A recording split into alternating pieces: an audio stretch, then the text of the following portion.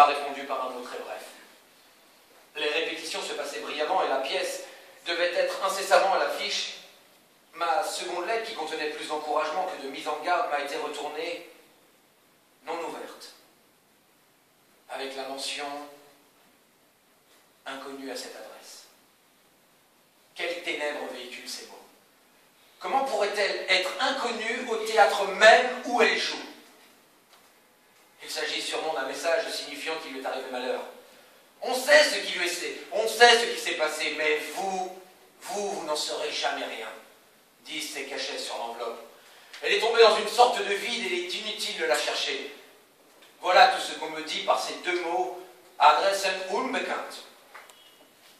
Martin, dois-je te demander de la trouver, de la secourir? Tu as connu sa grâce, son charme, sa beauté. Elle t'a donné ce qu'elle n'a donné à aucun autre homme, son amour. N'essaie pas de m'écrire. Je sais que je n'ai même pas besoin de te demander de ton aide. T'apprendre qu'elle est sans doute en danger suffit. Je la remets entre tes mains, car je n'ai pas d'autre recours.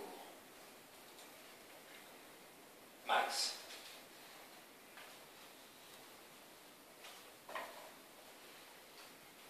Galerie Eisenstein, San Francisco, USA. Heure Martin Schulz, Banque Deutsche Völkische, Munich, Allemagne. Le 23 novembre 1933. Martin, c'est par désespoir que je me tourne vers toi. Je ne pouvais pas laisser passer un mois de plus. C'est donc en avance que je te donne quelques précisions relatives à tes placements. Tu pourrais vouloir effectuer certaines modifications, ce qui me permet de joindre à ce relevé bancaire un appel au secours. Il concerne Gisèle. Depuis 2 mois, je n'ai plus d'aucune nouvelle d'elle. Mais des rumeurs en provenance d'Allemagne commencent à circuler. De juif à juif, on chuchote des histoires tellement horribles que je me boucherais les oreilles si je le pouvais, mais je ne le peux pas. Il faut que je sache ce qui lui est arrivé. Il faut que j'aie une certitude. Elle a joué 1 semaine dans la pièce berlinoise. Puis le public, apprenant qu'elle était juive, l'a conspuée. Cette magnifique et téméraire enfant est malheureusement têtue comme un âne. Elle leur a renvoyé le mot juive à la figure en leur disant qu'elle était fière de l'être. Certains spectateurs se sont levés furieux et ont sauté sur scène.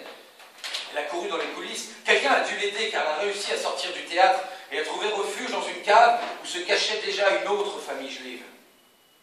Changeant son apparence du mieux qu'elle a pu, elle a alors décidé de rentrer à Vienne à pied, le train lui semblant trop risqué. Elle a dit aux gens qu'elle a laissé qu'elle serait en sûreté si elle pouvait arriver jusqu'à Munich où elle avait des amis. Mon espoir est qu'elle soit venue chez toi, car elle n'a jamais regagné Vienne. Envoie-moi un mot, Martin, et si elle n'est pas encore arrivée chez toi, fais une enquête discrète. Je suis fou d'inquiétude à l'idée qu'elle traîne sur les routes en pays hostile à l'approche de l'hiver.